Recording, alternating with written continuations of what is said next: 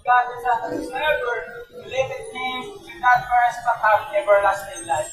So, sa mga kapatid natin na wala ng gana, na wala ng pag-asa, ito po, ang pagmamahal ng Diyos ay nandiyan po sa atin na nagbibigay sa atin ng second chance sa mga nawala ng gana, nawala ng chance. Ito po kapatid, ang pagmamahal ng Diyos sa atin ay para sa lahat. So, minahal ng Diyos ang sanlibutan at ibinigay na ang kanyang isang anak para sa atin. So, ito po ay ang kailangan po natin ay tanggapin si Jesus Christ na ating personal Savior. So, huwag tayong mawala ng pag-asa kapatid.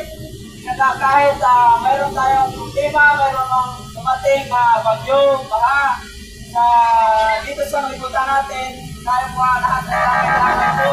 But huwag tayong mawala ng pag-asa kapatid.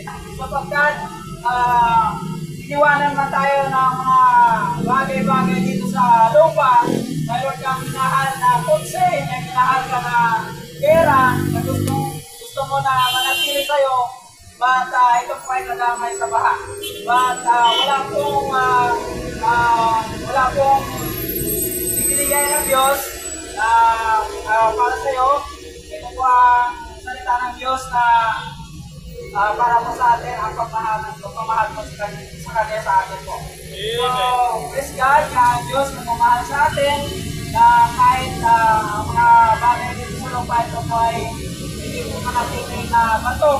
Ito po ay mawawala po. Ito ang salita ng Diyos at ang pagmamahal ng Diyos ito po ay manatiling sa atin.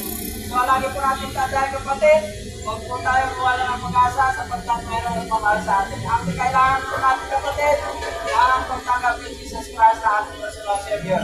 So, hindi ako magtagal, but short na message, but sana ito po ay pakinggan at tanggap po natin bawat isa na pamahal ng Diyos sa atin ay ito ang walang hanggan. Salamat po.